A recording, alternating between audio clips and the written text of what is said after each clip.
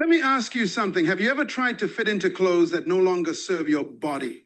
Maybe they were once your favorite outfit, something you wore with pride. But now they're tight in all the wrong places, outdated, uncomfortable. That's exactly what it's like when you try to carry the old version of yourself into the new season God is calling you into. Something you wore with pride. It doesn't fit anymore. You're growing, but you're trying to shrink. Outdated, uncomfortable. That's exactly what it's like when you try to carry the old version of yourself into the new season God is calling you into. Something you wore with pride. It doesn't fit anymore. You're growing, but you're trying to shrink. Outdated, uncomfortable. That's exactly what it's like when you try to carry the old version of yourself into the new season God is calling you into. Something you wore with doesn't fit anymore. You're growing, but you're trying to shrink. Outdated, uncomfortable. That's exactly what it's like when you try to carry the old version of yourself into the new season God is calling you into. Something you wore with doesn't fit anymore. You're growing, but you're trying to shrink. Outdated, uncomfortable. That's exactly what it's like when you version of yourself. Hi, my friend. I think the echo is coming on from your end. That's why I'm hearing it twice. So Yeah. what do I do? Maybe I'm in in the my meantime office. you can use headphones. Is that okay? Yes. That's why I'm hearing it twice. Let me mute and then you'll tell me. Maybe I'm in in my the office. meantime you can use headphones. Okay. Is that okay?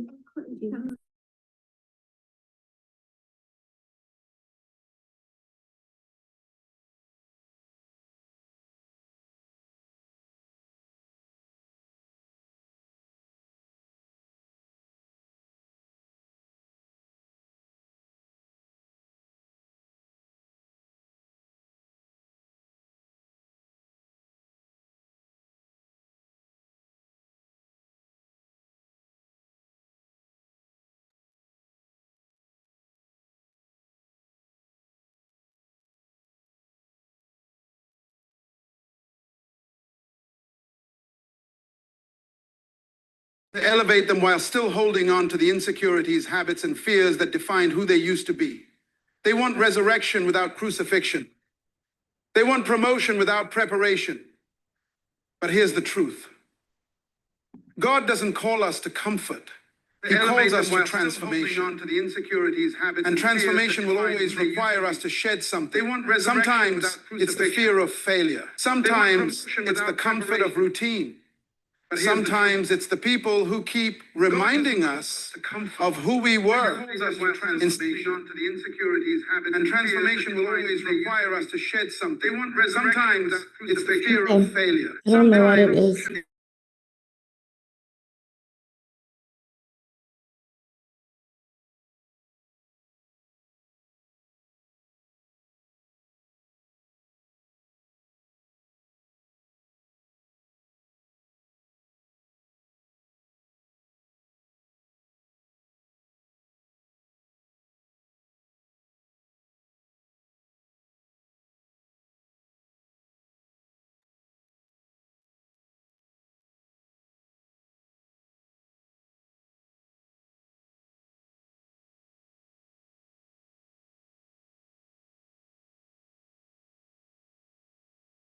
To move with him. I kept showing up as the outdated version of myself, crippled by fear, paralyzed by perfectionism, chained by opinions. I was praying for new doors, but mentally living in old rooms. And that's where I found myself battling internally, knowing there was more, but too afraid to become more. But here's what I learned. God will never pour fresh oil into an old vessel. Something has to break. Something has to be released. Now, the word of God says in Corinthians chapter 5, verse 17, therefore, if anyone is in Christ, the new creation has come. The old has gone, the new is here. It doesn't say the old will go when you feel ready. It doesn't say the new will come when it's convenient. It declares boldly and firmly that the moment you are in Christ, the old is over. The old habits, the old mindset, the old pain, the old narrative. That means God sees you as new. even if you still feel familiar, and the journey of growth is choosing to walk in who God says you are, even when it's uncomfortable. The problem is too many of us are emotionally attached to the outdated version of ourselves. We find identity in the struggle we were supposed to outgrow. We wear labels God never gave us, and we defend patterns that destroy our potential. But here's the wake-up call. You can't heal in the same environment that hurt you. You can't soar while clutching the ground. And you cannot step into divine purpose if you keep negotiating with your past. Let me be honest with you. Outgrowing the old version of you is painful. It means waking up to hard truths. It means walking away from what is familiar. It means learning to live without applause. But it's necessary. Because the version of you that's called to impact nations, to lead in your generation, to glorify God boldly, cannot be built on the blueprint of fear, shame, or self-doubt. Eventually, you have to look yourself in the mirror and say, I've stayed here long enough in insecurity, long enough in procrastination, long enough in spiritual laziness, long enough in cycles that drain your joy. And then, with God's help, you force yourself to evolve. Not because you feel ready, but because He already made you new. And if you ever doubt your ability to grow, look back at what you've already survived. The old version of you would have never made it through some of the storms you've already walked through. But you did. You made it. Not just because of your strength, but because God was refining you, preparing you, calling you higher. So today, make a decision. Not a feeling, not a vague hope, a decision that from this moment forward, you will no longer carry the identity of the old. You are a new creation. The old is gone, the new is here. Whether you feel like it or not, the new is here. Whether others recognize it or not, the new is here. Whether you've failed or stumbled or cried through the night, the new is here. And if God calls you new, who are you to argue? You don't want to miss this. Let's talk about how God's purpose requires personal evolution. Let's get something clear right from the start. God will never anoint a version of you that you're pretending to be. He blesses who you are becoming, not the mask you wear for people, not the role you play to survive, not the shell you created to protect yourself from pain. He's not after perfection. He's after transformation. And that kind of growth, it's personal, it's costly, it's deep. It's the kind of growth that requires you to let go of who you were so you can become who God designed you to be. You see, purpose is not stumbled upon accidentally. Purpose is revealed through the process of personal evolution. The Bible is clear. No one who did great things for God remained the same. Let's take Abram, for instance. God made him a father of nations, but before that promise could even begin to unfold, he had to evolve. His name changed, his direction changed. His mindset had to shift from a childless man wandering in uncertainty to a man who believed in things unseen. That wasn't easy, but it was necessary. Or think about Saul. A man who once persecuted believers became the Apostle Paul, writer of over half the New Testament. But that transformation didn't happen because he improved his public image. It happened because he encountered Jesus and allowed that encounter to wreck everything he once believed. And from that place of total surrender, he was reborn into purpose. In the same way, God is calling you, not just to do more, but to become more. And becoming more means shedding what no longer serves your calling. It means surrendering attitudes, habits, and patterns that are familiar but fruitless. It means growing beyond what's comfortable so you can step into what's divine. And yes, that's uncomfortable. Evolution always is. But comfort is not your calling. Obedience is. Now, the Word of God puts it plainly in Romans chapter 12, verse 2. Do not conform to the pattern of this world, but be transformed by the renewing of your mind, then you will be able to test and approve what God's will is. His good, pleasing, and perfect will. Did you catch that? You cannot access the perfect will of God with an unchanged mind. You must be transformed, not just externally, but mentally, spiritually, emotionally. If your mind doesn't shift, your life never will. So many people are frustrated because they're praying for God's best while holding on to old perspectives. They want to be used by God, but still think like victims. They want kingdom impact, but carry a scarcity mindset. They want to walk in authority, but still bow to fear. But here's the truth. You can't step into God's best with yesterday's mentality. You just can't. That's like trying to pour new wine into old wineskins. Get corked, it will burst. Some of you are asking God for elevation while refusing his invitation to evolve. And God is saying, I cannot take you higher until you let me take you deeper. Deeper into trust, deeper into surrender, deeper into obedience. Because the platform you're praying for requires a character you haven't developed yet. The influence you dream of demands an identity rooted in truth, not trends. And that kind of character isn't built in comfort.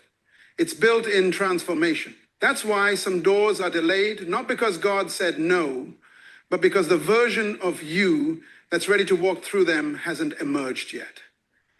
He's not withholding, he's waiting. Waiting for you to finally decide that who you were is not enough for where he's taking you. Waiting for you to stop performing and start becoming. Waiting for you to stop conforming to the world's blueprint and start aligning with heaven's original design. And I know it's hard. It's hard to let go of what once worked. It's hard to challenge the beliefs you've carried your whole life.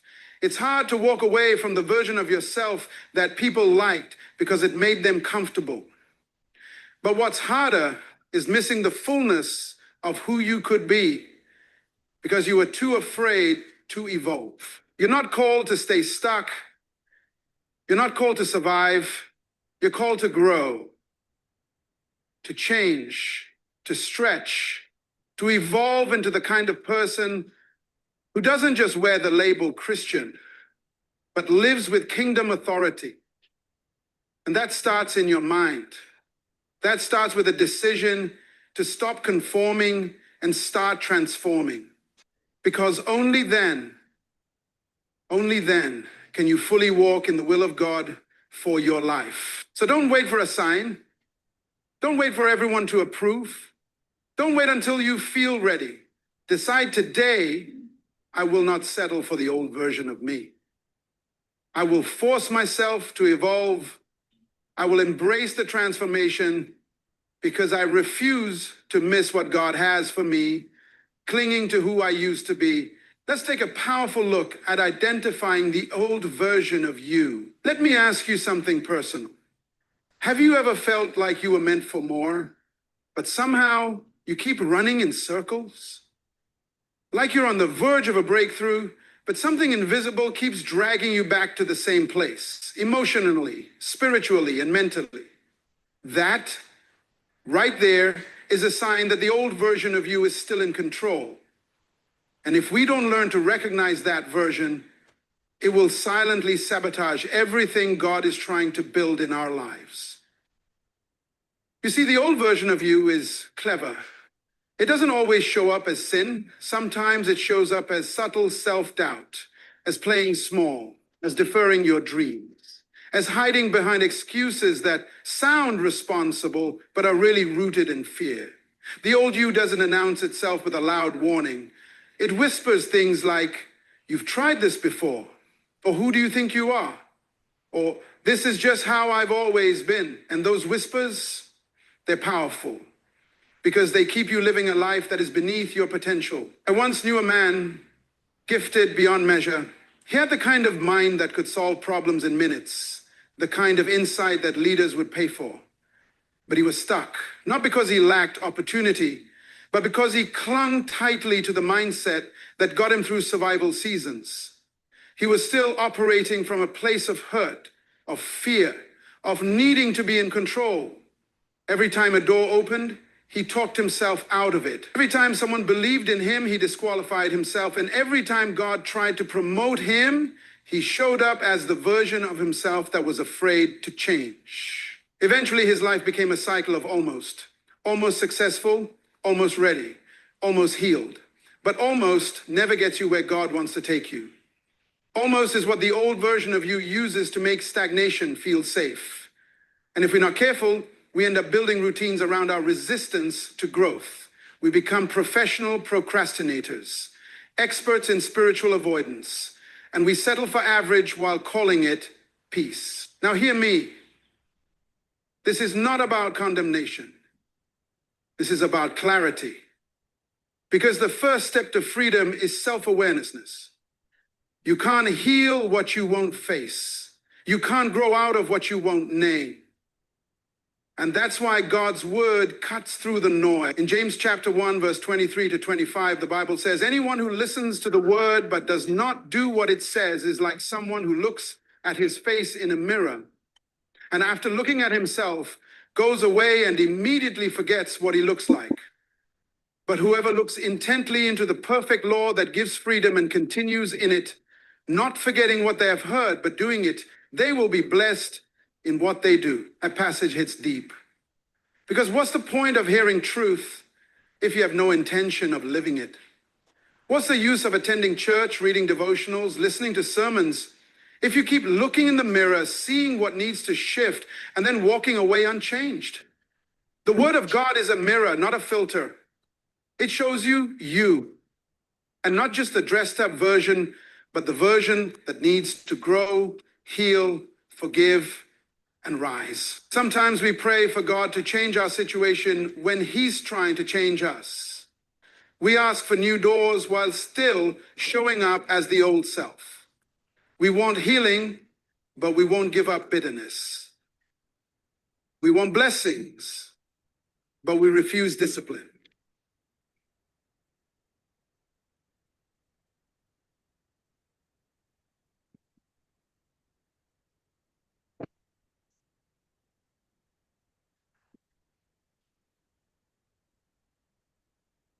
Good morning, 5 a.m. club. Good morning, good morning, good morning, good morning, good morning. I hope we are excited, we are blessed, and we are eager to learn from our guest this morning. The first part has already gone through. That was Dr. Miles Monroe, who was giving us a talk on transformation. And yeah, I'm not going to waste time. I'll just introduce our guest. Some of you may already know she's a good friend of ours. Her name is Vera Peters. She is an excited business leader. She's not in our company, but she is a friend. She's within us in our profession, a good friend of mine. Maybe a quick backstory on how we met. We were already selling the same product within the same company. I just didn't know her. Maybe I might have heard about her, but we were not really close. And then this one time, I post a collection of my books, and I remember it might have been around this time of the year, this time of the year when you start to reflect and all those things. So I posted a collection of all the books that I had, and I remember her then sending me a message on Facebook. At that time, it was called an inbox, and she said she wants to be friends, so we started being friends mainly because of personal development. And from there, we have been good friends. We've done so much together. I've met her family. And I think the one thing that remains consistent is the love for empowering each other. Sometimes we'll call each other for a good hour, and that call will never end without Vera asking, "What are you reading?" Or without asking, "So what are your plans? What about that goal that you talked about?" So we are more like accountability partners than just friends. So I thought she's the best one for this session because we are very much aligned, And as we are gearing up towards 2026, I believe that she may have something to help us with mindset, to help us with, the energy that we need, the discipline that we need. Yeah, so I don't want to expand, even though I have already. I'm going to hand over to you, my friend. Please let us welcome Vera with a round of applause in the chat section.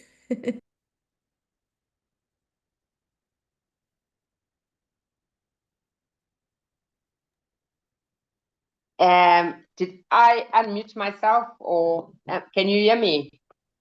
Morning, morning, Eagles. How are you doing? I don't know if my lighting's right, but anyway, as long as my voice can be heard, good morning.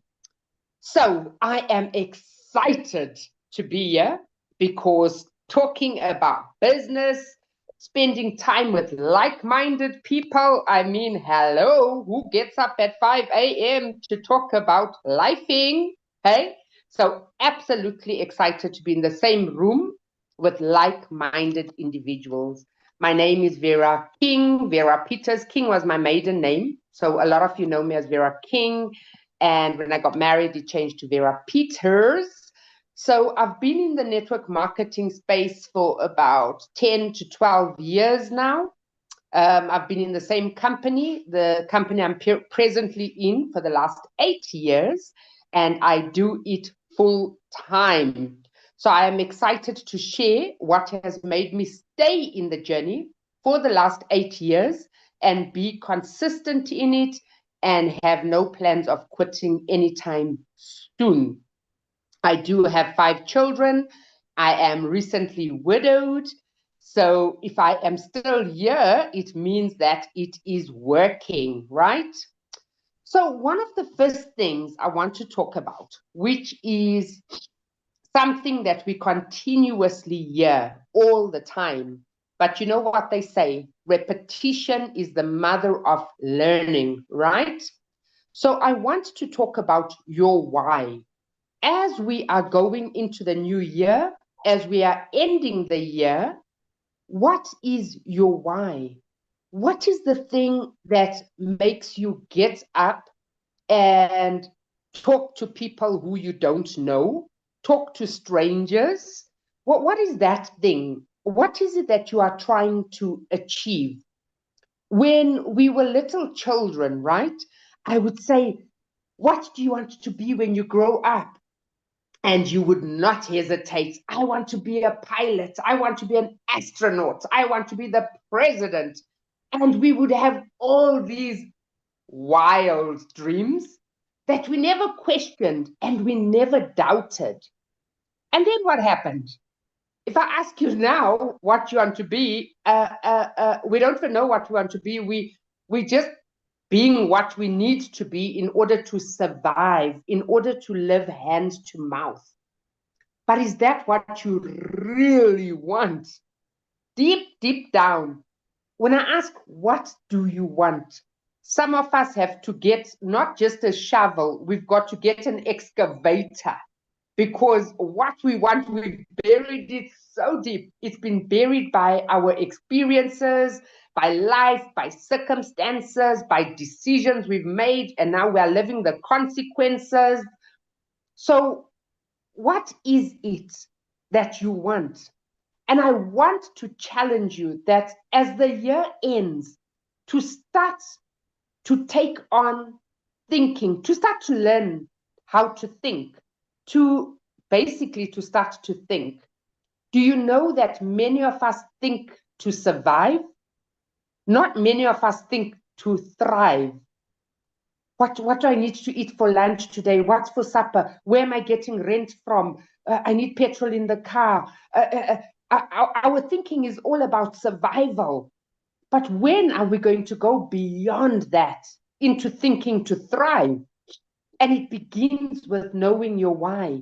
It begins to rewinding and going back to that childhood dream where you were innocent, you were naive to life's problems and all of this here. And today I want us first, because if you don't know what you want, how will you get it? You walk into a shop and we walk aisle to aisle to aisle. and you don't know what you want. Whereas when you go in there with a list, I need bread, I need sugar, I need flour, you go to exactly, and you know what you're doing, you've planned it, you've budgeted it, everything runs smoothly. When you don't know what you want, you walk down the aisle, you buy some chips, you buy some of this, you buy a donut, you come out with what you didn't want, and you've overspent, and now you are stressed. So it is with life. We have to know what we want. And we've got to know what we want very clearly. You know, this thing of, even in business, what are your goals for this month? I want to sell more and I want to recruit more. What is that? What is that? That sounds like a mindset of fear. That sounds like a mindset of, I don't know, I'll take whatever life gives me this month. That doesn't sound like a fighter spirit to me. That doesn't sound like you know what you want. How many sugars do you want in your tea? I don't know, maybe one, maybe nothing, maybe, no, I want 2 teaspoons. Guys, if you don't know what you want, when God says, I want to grant you the desires of your heart, this month God wants to bless you with a car, but you don't know what type of car do you want? What color car do you want? You don't know nothing. Do you want a brand new car? Do you want a second-hand car? You don't know what you want because you're so scared of, what if I don't have enough money? What if it never happens? Let me not dream because I don't want to be disappointed. And therefore, you don't take time to do a blueprint of what you want. If you do not know what you want here, it will never manifest in this world, in this life. So stop being lazy to think. When I say, what do you want? I want A, B, C, D. I want a 3-bedroom house. The first bedroom is blue in picture. It's got 2 windows. It's got a single bed. The more detailed you can see your vision, the more chance it has of becoming reality. I want more money is not a goal, because you don't want money. What you want is the experience that money can buy. Because what do you want money for? To put it in your drawer in the room or under your mattress? No, it's not money that you want. It's the experience. It's the better health care. It's the better school for your children. It's the car. It's the home. It's the legacy you want to leave behind. It's the inheritance. So please, guys, as the year starts, get in the habit of writing. Get in the habit of goal setting. Get your books. Get in the habit of investing in your future. Because if you don't invest in your future, if you don't sow seeds, you are never going to harvest. And one of the seeds is planning and writing. Write down the vision and make it clear. Make it clear. Get those books. Get those. I started, you can see, I started buying my books. I used it this morning, though. And it says good vibes only. When I go into the shop, I get attracted to stationery, to books, because that's who we need to be. So that's the first thing. Know your why.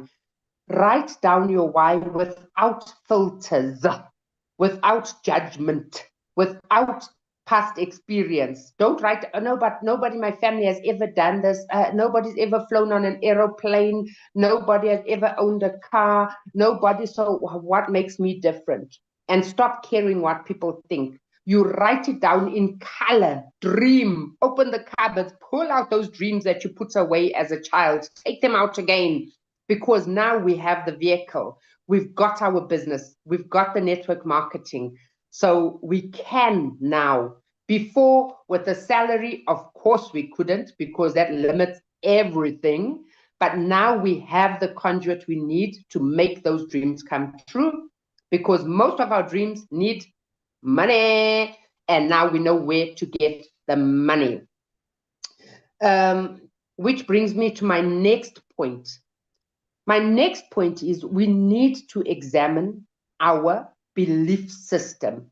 When I'm talking about your why, and I'm talking about your business being the conduit to bring the money to make your why come into reality, what do you believe about your business? What do you believe about it? Do you really believe that your business, that's selling that yellow bottle, that selling that box, your Dumo, can change your life? Do you really believe that? Or are you just trying something? You've seen Coach Busi making money, and then you think, oh, maybe I should just try it in case I can make money. Do you believe for yourself that the business you are in is going to make you the money that you need to make your dreams come true? Why do I ask this? I ask this because your actions are a direct reflection of your belief system. If I believe that my business is going to get me out of debt, do you know what I'm going to do? I am going to take my money from my bonus and I'm going to invest it. I'm going to borrow money for stock. I am going to get up. I'm going to be on the street selling like no one's business. I won't care what people think. I won't have a fear of rejection because I believe that selling this product is going to change my life. But if you don't believe this business can do that for you, when there's 5 a.m. meeting, you still sleeping, you don't see it as important, you don't prioritize presentations when they are held. When we're doing a presentation, do you bother to invite people? When you're walking on the streets, do you stop and talk to strangers regardless of your fear? What do you use the products? When you are gifting your family, are you buying products from your own business or are you buying somewhere else? So what do you believe about your business? Do you really believe that it is the answer and the solution to your life's problems? Think about it. And if you don't, hey, this is not my territory. I don't say leave. Because go and find the thing that's going to make you money, guys. But if you are in it, be in it to win it. Come on, guys, 100% commitment is what is needed. Go and change those beliefs. Go and show up different. The way you show up shows what you believe. If you are there at every meeting, if you are there on the street selling, if you are buying stock when everyone's buying stock, it shows what you believe. When you are not doing these things, it's like me saying, guys, there's a bag of R1 million at the gate. Whoever runs and gets it, it is theirs. If you sit and you're like, really? I can really get R1 million by running to the gate? You lose. But if you decide that, yes, there's a chance, let me go, and you go and there's R1 million, it will be yours. Do you believe that you can earn R1 million in your business? Do you believe that you can fly overseas as a result of working your business? Do you believe you can be debt-free? Do you believe you can stay in those 3-story houses with a swimming pool and a jacuzzi? Why not? Why not? What I love the most about the majority success stories is that most of them come from an underprivileged background. I love it. I love it. I love it. They come from the shacks. They come from poverty. And they had a big why. And that shows me that if they can do it, so can you. So can I. Guys, we are talking to the same people. We have the same country. It doesn't matter if you're different countries. People are people. Business is business. Why will somebody else succeed and you won't succeed? It's the mindset. Believe you can. Attach the action and you will. Success is a decision, guys. It is a decision. And you know this. When you join the business, there's not one of you who didn't sell. You were excited. You were selling. And you were recruiting. You were talking to people. You were excited. You were attending the meetings. And then what happened? You didn't get 1 or 2 right responses, and then you just stopped.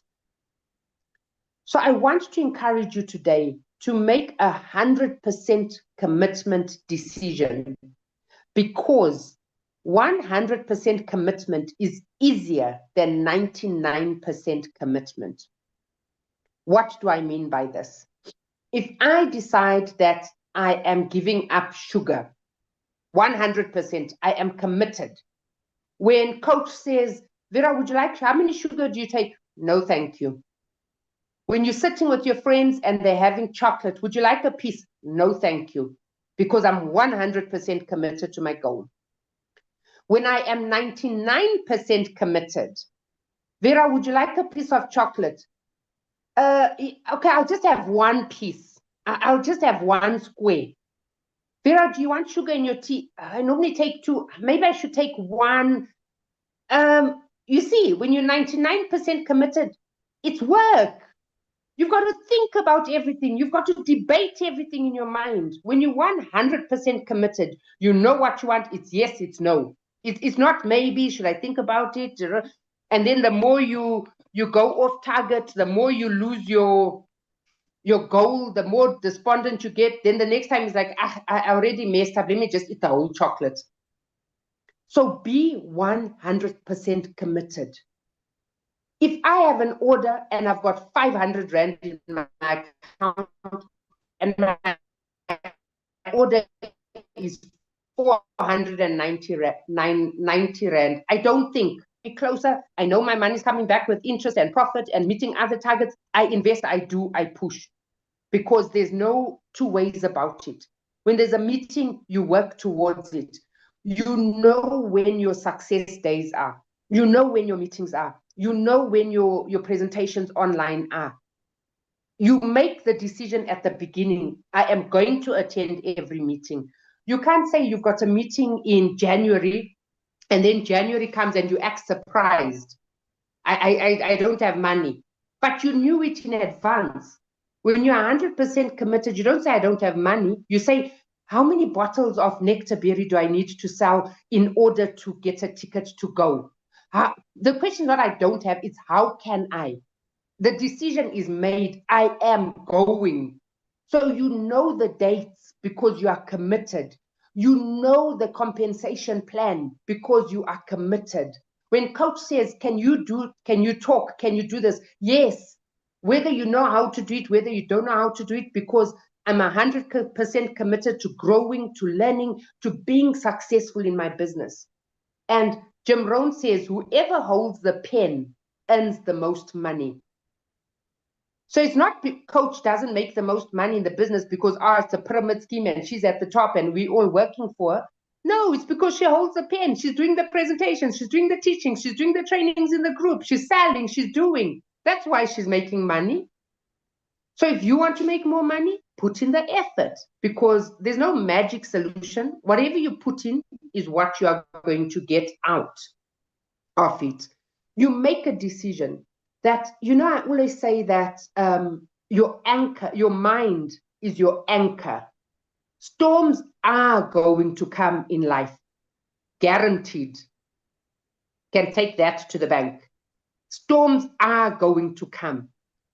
And so what you do is you need to prepare for the storms. You're going to lose a loved one. A loved one is going to be sick in hospital and need money. Your child may be kicked out of school for no school fees. You may not have food in the house. So you need to prepare for the storm. How do you do this here? You sharpen your anchor. You make sure your anchor is attached to the boats while you are going through the storm. And it sounds like I'm just going round and round in circles in a storm myself. What I am trying to say is that you need to be reading books that are strengthening your mind. You need to be listening to podcasts. You need every day to be doing something that strengthens you. Because like I said earlier on, all your actions, they flow from your mindset. So what are you feeding your mind? It's like somebody who watches horror movies and thrillers and murder and all. One day they're fighting with their wife or their child and they just take out a knife and they stab the person. And you think, how did that happen? But it's the stuff that they've programmed into your subconscious. Your subconscious mind is a sponge. It's taking in all the time. So you need to be intentional about what you are feeding your mind. I love that Miles Monroe video we're listening to this morning. So many nuggets of wisdom there. I'm going to go back and re-listen again and again. It's like when you are a computer, you need to back up the computer. You need to upgrade the software all the time. And if you don't make the time, one day your computer crashes and you lose everything. So it is with your mind. If you are not constantly backing up your mind, upgrading your mind, when the storms of life come, you crash. This is when we get these kind of answers. What are your goals for this month? You know what? I'm going through a divorce, so I've decided to put the business on hold. Do you know what? My child is sick. I will see next year. The one that gets me the most is I'm going through a financial crisis, so I've decided to put the business on hold.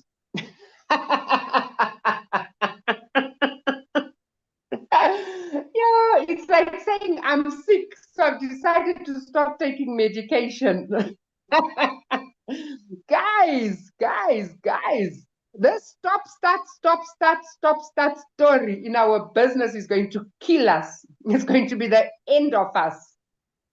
Do you think the people of Woolworths and Edgar's and Eskom, I don't know what the Eswatini thing is there, but the electricity company, do you think when they're going through problems and they stop, there's no electricity today because my wife died, today there's no electricity because my child, guys, life is lifing. And it is up to you whether you are going to make it to the other end of that storm. You know, I am not belittling life's problems. Please, guys, don't get me wrong. But what I'm saying is, when you are working for a boss, whether your child is sick, whether your mother died, whether you are getting divorced, you are at work religiously every single day, loyal, committed. Why? Because if I don't get that paycheck, my problems will get worse, right? You're getting divorced. You need money. You need money. Maybe your husband's not going to be paying you after you get divorced. You need money to survive. If your child is sick in hospital, you need money for the best care. We don't go to the government hospitals. You need money for the private hospitals. You need money to pay medical aid every month and stuff. Okay? You know, my husband passed away end of last year. And 2 weeks later, I was on the street selling. I know that some cultures have got traditions that you need to follow. Maybe you're not allowed to go outside for 3 months or whatever. I'm not saying break those cultures. But out of that, I knew that if I sat at home and said, I'm mourning my husband, my children would starve. I would have no food in the house. But I would not have been able to do that if I did not have a strong mind. If my inner man was not strengthened, I would not have been able to do that. I'd have been at home crying. Less money would be coming in. My problems would be getting worse. So whatever problem you're going through, it needs money. When you don't have money, your problems get worse. So what I'm saying is, the way we talk about financial literacy, let's talk about emotional literacy. Do not be led by emotions. The minute you get led by emotions, you are going to spiral out of control. You're going to go deep down into depression. And once you are depressed, you are unable to do anything. You will not feel like going to sell. You'll not feel like doing your business. The bills start piling up. You start getting into more debt. You start facing more problems. You start getting more depressed. 1, 2, 3, you need to be admitted for depression. So guys, I'm not being insensitive, but I'm saying strengthen your mind. You know the difference between a buffalo and a cow? I don't know if a cow is a good example. When there's a storm coming, a buffalo runs towards the storm. As the storm is coming, the buffalo is running towards it and it runs through it and comes out. It makes the storm duration shorter for the buffalo. The cow, when a storm is coming, is running away from the storm, which prolongs the storm. And by the time the storm catches up with you, you're tired from running and stuff, and you get caught up in the storm, in the whirlwind, and you're gone. So when there's challenges in your life, don't put your head in the sand like an ostrich. Face it head on and go through it, because the only way to get through it is to go through it. So challenges will come guaranteed, but you make a decision beforehand Whatever challenge comes, I'm going to remain strong. I'm going to stand tall, and I am not going to be broken. In fact, this challenge is going to build me. It's going to make me a better person. And you get up and you show up. I remember the early weeks when my husband passed away. In the morning, I would cry. I would go, I'd wash my face, and I'd get up and I'll be like, good morning, team. And they'd all be like, wow, Vera is so strong. It wasn't that I was strong. It wasn't that I was not feeling pain. It's not that I am not mourning my husband. It's not that I am not missing him. But it is a decision. I said success is a decision. It was a decision that regardless what I am going through, I am going to show up. Regardless what I am going through, I am going to make it. Regardless of what I'm going through, I am bigger than any problem, and I will get through it. So it was a decision. It was a decision. Go through what you're going through, but you make a decision. No matter what, I am going to show up. We're not saying don't feel the feelings. We must feel the feelings, but you make a decision to show up regardless of what you are going through. So I hope that every time the month starts, be on a new book. I know that currently Coach has encouraged us to read Atomic Habits, which is a very good book, because sometimes when the new year is starting, we make big decisions and we get overwhelmed. And I love the thought of just making small changes day by day by day. You know, if you're going in this direction and you're just 1 millimeter off course, you will end up going in a totally different, a small thing makes a big difference. It's like a tap, dripping, small drips. Eventually the cup is full. So whatever you are doing, please prioritize self-development. In the morning, do not get up and pick up your phone, because your phone will determine your day. You get up and you see that reminder for a payment that you need to make. You get up, somebody's complaining, somebody's shouting at you, somebody's upset with you, and your whole day goes off track. So the 10 minutes in the morning, 15 minutes, 20 minutes, I love this 5 a.m. club. Do we do it daily? Because we need to develop habits. I wish we do it twice. Yeah. Why not daily? Why not daily? I do it daily, but with the team, I just think it's practical not to not to meet daily, but I do it daily. So do we need to We make will it 4 eat a.m. so everyone can attend? No, over time, Because I think when more leaders have caught the drift, then at least we will, change and have different people facilitating. So I think we have to do it, because also owning your morning is an everyday thing. It's not a Tuesday and Thursday thing. Yeah. no. So it says own your morning and elevate your life. The way you start the day is the way you're going to go through the day. When I get up and I read and I do my self-development, I'm conquering the day. Nothing is getting me down, nothing. But let me get up and pick up my phone. When I step off the bed, I step on my cat, it scratches me. When I'm on my way to the bathroom, I kick my toe on the table. When I sip my coffee, it's too hot. Everything just starts going wrong. Everything. Because whatever you focus on is what grows. Wherever your energy goes, that is what's going to flow. So I want you to remember, when my son was about 4 or 5 years old, he used to say, Mommy, I want this. And I used to say no. And he used to say, Mommy, but I am the boss of you. He used to believe he was my boss. But I am the boss of you. And he believed that I needed to listen to him. And I used to say, who's your boss? He said, Daddy. Daddy's his boss, but he's the boss of me. Whatever he says I must do, I must do. What is the point? The point is, you are the boss of you. If you tell your mind and you tell your body, today I am waking up at 5 a.m. and I am going to do self-development before going to work, you do it. I need to set my day. A lot of us just float through the day. If I see somebody to talk to, I'll talk to them. If I make a sale, I make a sale. We're not intentional, like, okay, I'm going to the bank after work, I'm going to the shop. So I must make sure I've got my flyers or my samples or my testers in my bag. I must make sure I've got my notebook for contact numbers. We just go, you see somebody, oh, I left this at home. Oh, I didn't take this with me. We're just so unprepared. And you will only benefit in this world if you deserve it, not if you need it. When you need food, you will only eat if you planted crop. Not literally all the time, but if you have not been intentional about seeding, you will not benefit in this world. You will not reap. In fact, you will reap, actually. You will reap what you sow. If you are just laxy-daisy, wishy-washy, no intentions, no focus, no purpose, that's what you're going to get back. You're going to get exactly what you put out.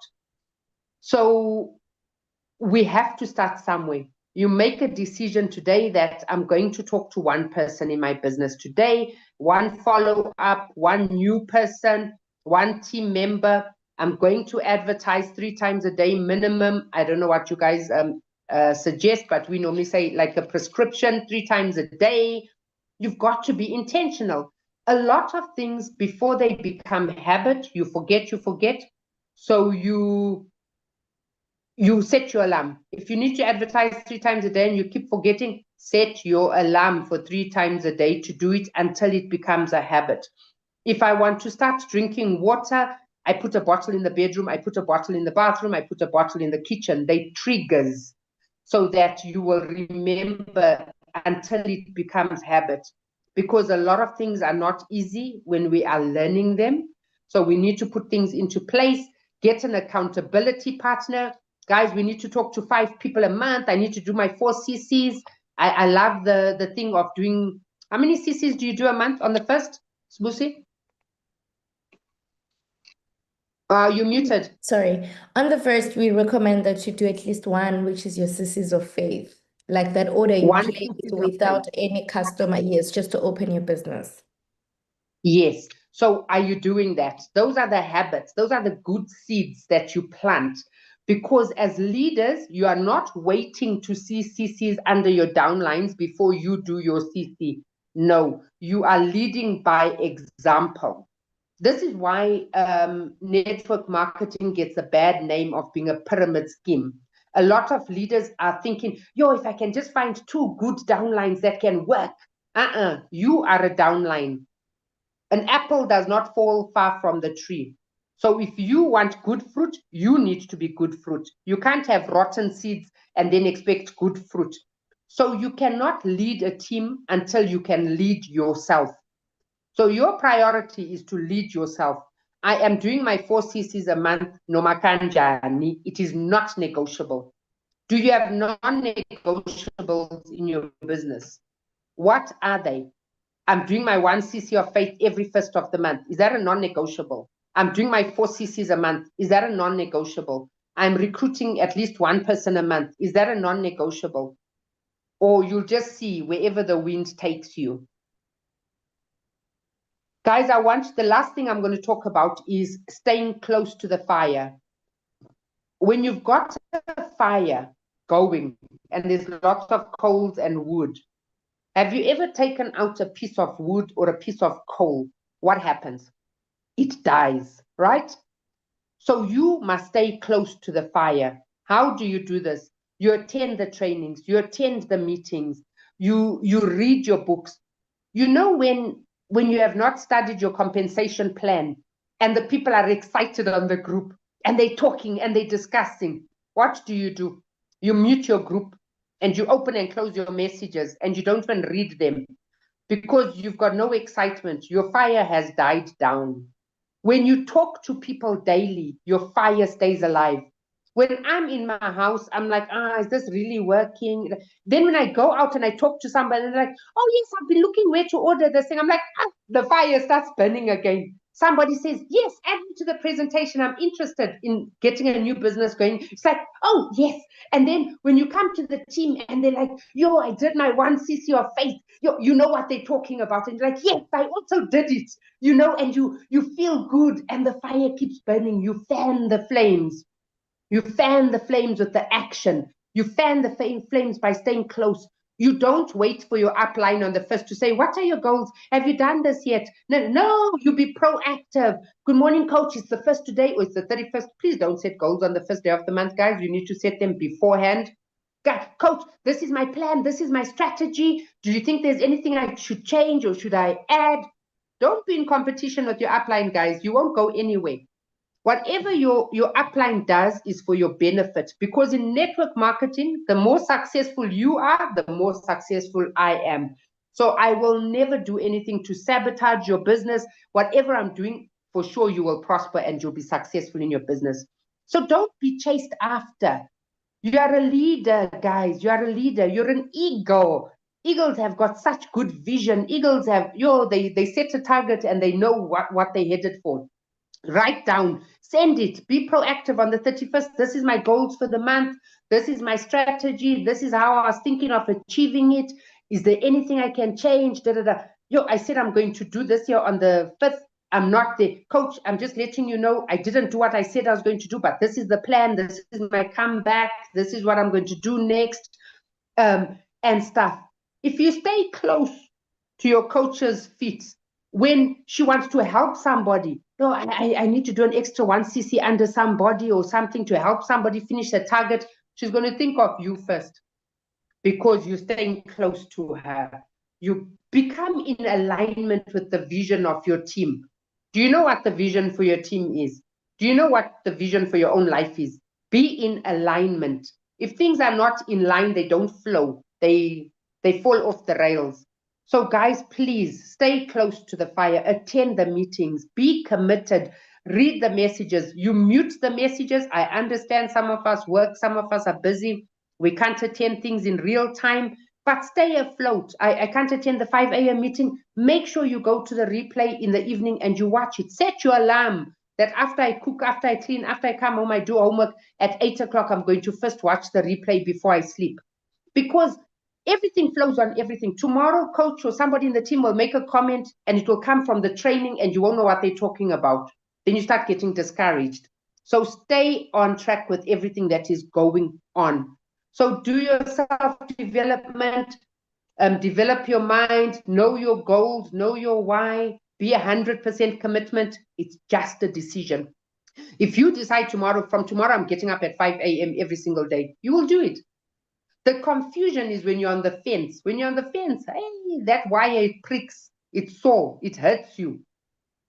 Get off the fence.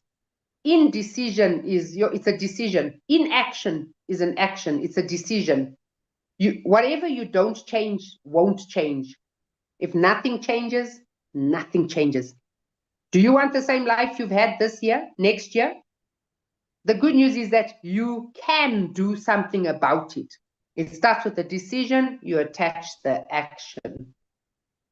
Okay, guys, I hope I've been of value. I hope something has been stirred inside your spirit to start getting on track for 2026. Coach, thank you so much for this opportunity. I really appreciate it.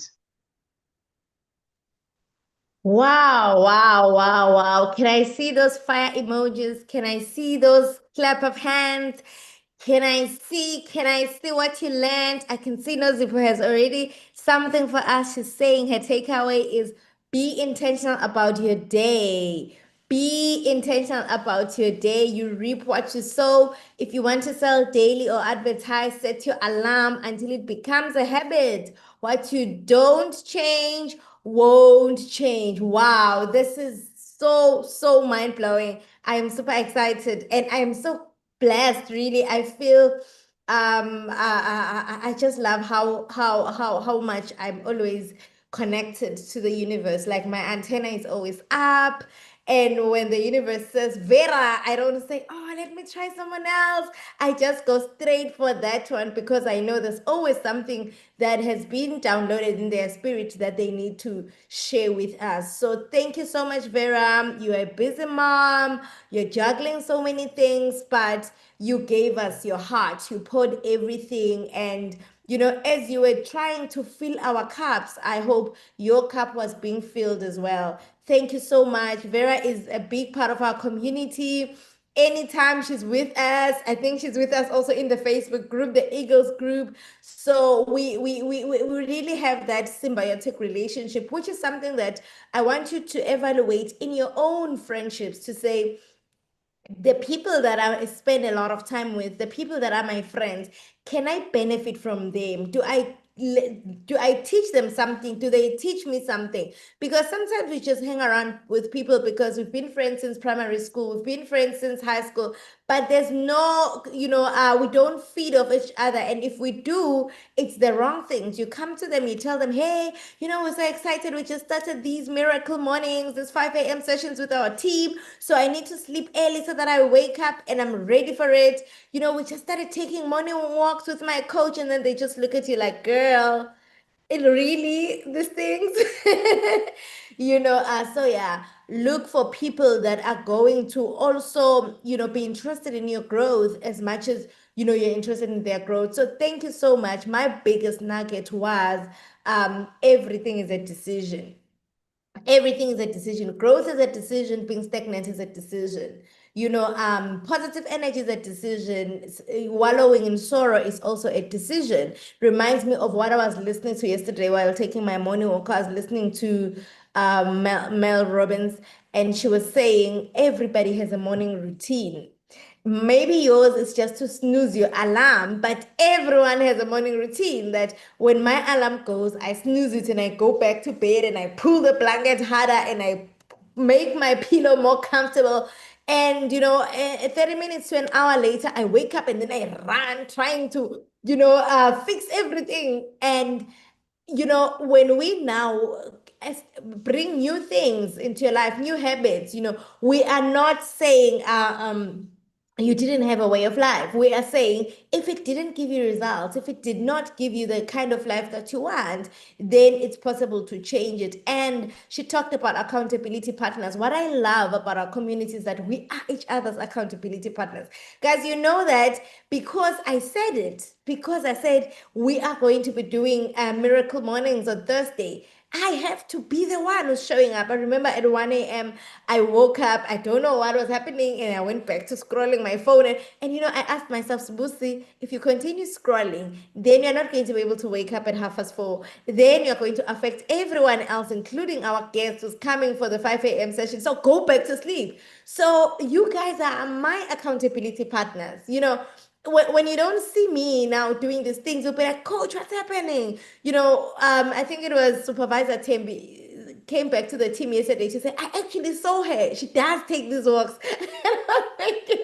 And I'm thinking, if I was just going out of my house, taking pictures and coming back, I was going to be busted, right? So I like that you guys are actually seeing that we are actually in motion. And she talked about being, a leader yourself, self-leadership and leading from the front. It's hard. It's not easy. You might think it's easy for Spusi to just do morning walks because, she doesn't have a job. Listen, everything is a decision. Everything is a decision, including wanting to lead my team, by example. I could easily just drive you guys from behind and say, hey, do morning walks. Hey, wake up early and come for these sessions. Hey, let's do presentations. But if I don't lead from the front, it doesn't make sense to you because Nina, you guys joined because you saw me, not because you saw the marketing plan, the company. You saw me, you joined me. So that is I constantly need to recruit you, even when I'm in the business. I constantly need to re-recruit you. And James Clear talks about casting a vote towards the future you. You need to cast a vote and say, I deserve to be Team Eagles leader. I deserve to be Eagle Lions leader. Why? Because I read ahead so that I can come and say, hey guys, I just found this video by Miles Monroe. Please watch. If you don't do those things, how are you going to be leading your team? What are you going to tell them? Yeah, let's read, but I'm not sure what kind of books to read. Do you understand? Let's read, but I'm not sure, what kind of things to listen to and all those things. So I'm happy that, we learned so much from our guests, and some of these things, if you look at us maybe today and think, it comes so easy to them, please listen to me. Everything that we know and we are doing came in bits and pieces. There's a principle called the compound effect, where, if you ask me when I got to this level of leadership, I cannot tell you. I don't know which meeting led to this. I don't know which training led to this. I don't know which book led to this, which podcast, which YouTube video led to this. But I made personal development a culture. Instead of putting on music and dancing as I'm doing my deliveries, I decided that with every trip, to meet my customers, I'm going to listen to something good, something that grows me. Every time I'm cleaning my house, I'm doing the dishes, instead of playing Asha or Beyonce in the background, I'm going to play Jim Rohn, or I'm going to play, Eric Warren. I am telling you. And once you put, or prioritize personal development in that way, and this is free, by the way, it's easy. I don't know who was saying attending a Zoom meeting is not hard. People make it about the data or the Wi-Fi, or no, it's not hard. You click a link, you go. Unlike me, I need to come prepared to pour onto you. When you can even watch that Zoom meeting lying on your bed, right? So this is free, right? Attending 5 a.m. session is free. Watching a YouTube video is free. This video by Dr. Miles, we didn't pay anything for it. It's accessible on YouTube. And we would spend that data anyway on TikTok, on, scrolling, whatever, But then if you make personal development a culture, like everything you run to it, it won't now be hard for you to pay that extra $3 to attend a GoPro experience. The reason other people struggle to pay the $3 to attend a GoPro experience, it's because they don't know what they're going to be doing in that 6 hours, listening to Eric Warren. What am I going to be doing? So for them, it's not even about the money. It's about, I'm not used to guiding my brain, toning it down and having it listen. I'm used to just scrolling and jumping from one app to another. I am not used to listening. Other people are up at 5 a.m. Can you believe it that someone is up right now, but they decided not to click the link to the 5 a.m. session because they are not used to disciplining their mind to listen and learn. So with these sessions, we are training you, we are teaching you to embrace learning. And I know some of us last learned in a classroom, but we are teaching you to embrace personal growth, because now the things that we want to teach, like selling, like recruiting, then it's easy for you to then go on YouTube and say you want to learn how to recruit, you want to learn how to, because now you have, you now understand that everything that I want is out there somewhere. It's somewhere in a video, it's somewhere in a book. It does not have to always come from my coach. I'm waiting for Coach Busi to tell me how to, but it's already there. How many of you know that my YouTube channel has plenty of videos that I recorded? There's a video that I did a training. I think I was a supervisor in the business and I was listening to it. I think I was 1 or 2 months in and I was listening to it and I'm thinking, where did I get the confidence to even do a whole training as a supervisor? But, I knew that 6 months down the line, I will not be a supervisor. So sometimes the reason you are not preparing for the future is because you think that future is very far. You think you'll always stay an assistant supervisor. You'll stay a preferred customer. You don't imagine yourself as a manager. You don't imagine yourself with a big organization, where people are inviting you even, guys, when I see myself in global stages. That's where I see myself. I don't know if I'm delusional, but I think I got here in my entire life through being delusional. I've always been delusional. So if you're not delusional, you will not get anything. I've been delusional. I'm telling you, Vera, at school, I used to be good at everything except maths. But I used to be very delusional, thinking that I'm going to be take the first prize for maths. I've always been delusional. And being delusional didn't kill me. This is why I'm here today. It was delusional for me to just come up with a whole movement of let's do 5 a.m., knowing very well that people don't even attend midday meetings, like when the sun is up. But it's delusion. And I'm not even bothered by who comes and who doesn't. because I know that it's readiness, it's preparedness. If people are ready for the next level in their life, they're going to be prepared, you know. So trust me, there's two people, there's three people that come, but trust me, the two that or the three that come are the ones that are supposed to be here. So I don't sit and say, hey, my team is not coming to my meetings. I know also that these meetings are for me as much as they're for you. So I am learning and I am empowering myself and I'm growing myself as much as, you know, I am sharing with my team. You know, Leader Vera said something about the one who holds the pen, you know, earns the most. You know, in today's language, the one who holds the mic earns the most. How many times do you teach? They say the teacher learns twice. How many times do you teach? You know, if you're struggling with the marketing plan, challenge yourself to teach it.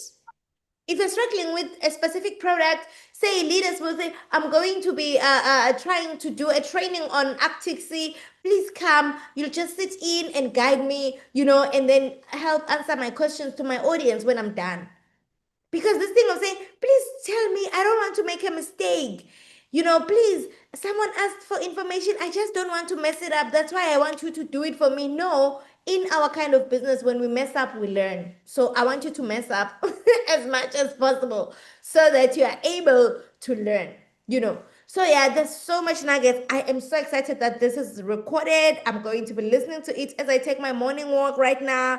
There's so much. I don't want to lie. Like my book is just full because yeah, Vera has that. She talked about the stop and start. How many times have you restarted your business? How many times have you said, Leader, I'm back? And I'm like, where had you gone in the first place? I'm back. This time I'm ready. A month down the line, I don't see the sissies. I don't see you engaging in the groups. You're gone again. And then you come back, I'm back. You know, there's so many people that will say, I'm relaunching my business in January just because it's January. They don't understand that, you know, we are actually setting the pace now in December. They are not engaged in any of the team activities in December. They think January will magically bring new results in their business. Don't be like that. Don't be like that. You did well by attending. You have already decided that you want to be in a different place in December 2026. Right. I'm going to end with this. With the Miracle Mornings, guys, I don't know. I've never been this excited in my life. Even when I now go for my morning walks, the kind of conversations I have with people, they are less about, hey, can I have your number? I want to recruit you. They really conversations of purpose and impact. I really ask the hard questions that, are you really happy? I can see you're rushing to work. Please give me a moment. But are you really happy? You know, by the time this person leaves, you know, I can see that they've never been asked such a question in life, that are you really happy? Are you fulfilled? You know, how long have you worked? Where do you see yourself in 6 years? They are so used to routine and comfort and, you know, complacency and all those things. And as a matter of fact, I used to struggle with contacting them afterwards. I'd collect numbers and struggle to add them and get back to them. Now they take my number on the spot. They are the ones that come back to me to say, Busi, you know, that conversation we had, let's expand on it. What is this? You know, some guy yesterday, he works at a furniture store, and I saw him by the jersey, you know, that, oh, you work at this furniture store. And then I stop him. I'm like, are you happy? And then he started telling me that he works in a sales environment, and you know, he's been there for 6 years, hitting so many targets, but there's nothing, you know. His life is just the same. There's no inspiration, there's no growth and stuff. And then I said, I don't know, but I don't believe in coincidences. I don't believe in coincidences. I believe that whenever I meet someone, I meet them for a reason, you know. And it's so funny because we're in the same environment. I'm also in a sales and leadership environment like you. The difference is that I own my time. The difference is that you're running to work. I am actually jogging and you know, enjoying my morning. So if you need more information about this, let us talk. Maybe this is something that could work for you. I'm trying to find the script, but it looks like I can't find it now. You know, so why do we need to work on ourselves? So that we are the light when you go to people. We can't be going to people with desperation for recruits. We cannot. We cannot. Because remember, the reason you are doing this is so that you change lives. Let that be the basis of your network marketing business. Can it not be about you ranking up? Can it not be about you making the most money? Can it be about you changing lives? So much that whenever you pass someone, maybe because you're scared, like you're genuinely scared to approach them, ask yourself, don't say, Ish, what if this is my diamond and I'm not, approaching them? Say, what if this person is in desperate need of a breakthrough? What if this person just got retrenched? What if this person is going through a divorce and they need, not just money, but they need to be a part of an inspired community and I'm depriving them that? What if this person is bereaved and they just trying to get something to distract them from the sorrow and the loss and the condolences that they keep getting? So be the light, but you can't be the light when you yourself are struggling with your energy. If you're saying people are not giving me the numbers, even Sbuzi, what do you say to them? Do you radiate energy? Do you smile when you approach them? Do you give them a compliment? Do you look like what you are representing? When I approach these ones that are running, and you can see that this one is a devoted fitness, bunny and stuff. Imagine if I wasn't running, if I wasn't in my gym gear and approaching them and say, hey, I'm on a wellness movement and I'm looking for people that are also taking care of themselves. I'm not taking care of myself. And I want them to believe that I can help them with wellness solutions when I myself, even the way I walk, guys, the way I see people walking to work, they're already tired and they're walking like this. And then I'm like, wow, you know, I'm there walking like I am excited because there's some gym run blasting in my headphones and I'm happy. And there's also what is this hormone called? There's happiness hormone that I'm already, what is it called? Endorphins. Yes, there's this endorphins that Endorphins. yeah, and I'm getting it because I'm on the move, I'm running. So when we say do 5 a.m., we're not saying do 5 a.m. for us. I'm telling you, by the time you report to work, no Zipo is going to tell us. She's already at work. By the time you start your day, none of the negativity you're going to hear is going to matter. None of it. So let us be the light, please. I just want to give you a script for those that are going to be doing face-to-face marketing. I will also reshare it in the group. I had shared it already. It says, hello, nice meeting you. And I believe it's not by chance that our paths crossed. Why is that important? Because you want this person to also believe in alignment. Because if this person thinks you're just talking to everybody on the streets, then they're not going to listen to you. So tell them that today is a good day because I met you. And I know for a fact that we had to meet. I talked to some lady yesterday and she said, I normally just, I use transport to work, but today I decided to just drop off, at a far station so that I can walk just to clear my head. I'm like, no, you were supposed to meet me because I usually don't use this route when I'm walking. Today I walked this route and you also decided to walk, and it wasn't a coincidence, it was alignment. The universe wants us to meet. Be that confident and be convicted about relationships. It's a relationship business. So you know that this person is a new, and sometimes you don't have to, as soon as they give you their number and then you come, so yeah, now this is the information about the business.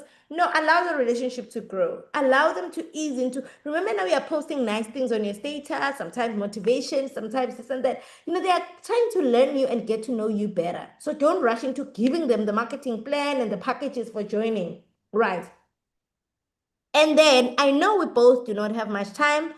Why are you saying that? You're saying that so that this person does not feel like you're going to take a lot of their time. Time is money, right? So you just tell them that you're also in a rush. But can I please have 1 minute of your time? So I belong to a business community that is focused with empowering men and women mostly. And so my team and I are committed to expanding it with more men or women, depending on who you're talking to, who want more for next year. Right? It's okay, Vera. Thank you so much. who want more for next year. And well, I thought you deserve this. All right, ladies and gentlemen, that is a script. Please tell me in the comment section if you understand me. That is a script. What are scripts?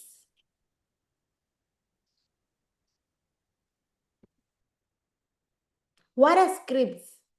Scripts are basically, words that we use that have already been constructed in a way psychologically that makes the person not to resist your pitch. So when you're doing your face-to-face marketing, greet them, smile at them, give them a compliment, whatever that you see. If they have a nice smile, or whatever, something in common. Sometimes I'll meet nurses on the way to work and I'll say, hey, fellow nurse, I'm a nurse myself. And then we start the conversation. People want you because it's scary. You just came out of nowhere and then now you're asking for my number. It's scary, but it depends on the approach, right? And then I believe it's not by chance that we met. I know that we both don't have much time, but can I please have 1 minute of your time? And then you tell them that you belong to a wellness community and you're looking for more people, to grow and expand with. As the new year starts, more people are into goal setting, more people are into, changing their lives, and you can, you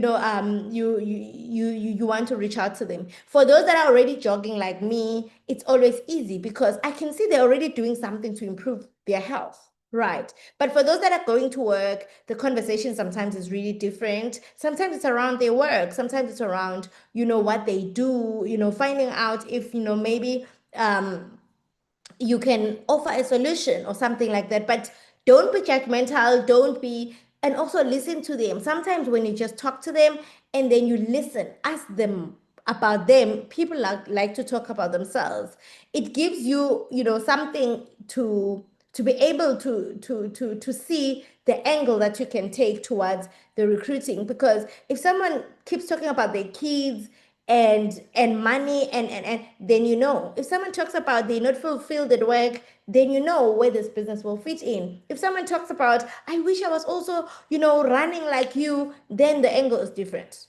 So when we are prospecting or contacting, we need to listen to them and we need to build that relationship. It's not about taking the number. Hey, please give me a number, but try and not name drop. Like, so what is this thing? And then you say, it's forever living. No, my friend, you won't be successful because then once you say it's forever living, then they will say, I'm not interested. Or, there's someone at work who's selling. No, I once tried it and failed. Those products are expensive. Then what are you going to say?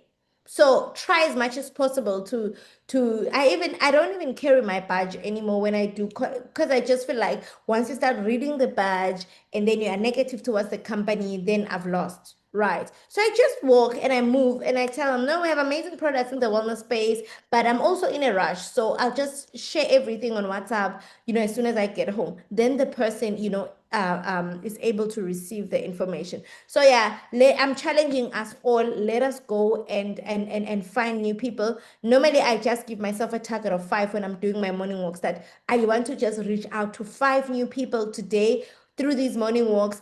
Because you know why? Because when I come back, I add them. And then when it's time for power hour at 12, I already have people to talk to. So that's all. Please tell me if you can understand me, if you are ready to go out and win today. Please tell me if you're challenging yourself to meet new people. And if you're already at work, you don't take morning walks like me, it's still fine. Do it online. Whoever comes, maybe at work or something, you're going for lunch, really never miss a chance to prospect. Please don't miss a chance to prospect. You never know who needs the opportunity, and there's never a right time to prospect, right? There's never, I will go out and prospect today. No. Every chance you get, start a conversation. And the reason why we keep emphasizing on reading and personal development is because we know that once you do enough personal development, Anele is saying, I'm ready. Once you do enough personal development, trust me, you will never run out of things to say to strangers. including just, the confidence to start conversations with strangers. It comes from more and more personal development. That's it, ladies and gentlemen. Thank you so much. Our guest has already left. Thank you so much to our guest, Vera. She really, really helped us a lot this morning. For those that joined late, please catch on the replay on YouTube. Otherwise, from me to you, it is a good morning. Let us meet in the evening in our team WhatsApp group. Thank you so much, Nozipho. Thank you so much, team. I think our next miracle morning is going to be on Tuesday. I'll just have to check. But remember that on Monday we have the prayer at 5 a.m. with Team Greater Heights, and then on Tuesday, but I will keep you updated. I want us to get to a level where I can rely on Anele to lead the sessions. I can rely on Nozipho, on Teliwe to lead the sessions. Because remember what our guest said, the one who holds the mic is the one who earns the most. So I want us all to earn. All right. I love you so much, Eagles. And don't forget to be relentless in the pursuit of what sets your soul on fire. Whatever sets your soul on fire, don't be relentless. As you're pursuing it, run after it with your whole heart. It may not make sense to the next person, but whatever that sets your soul on fire, run after it. Do not be relentless in the pursuit of what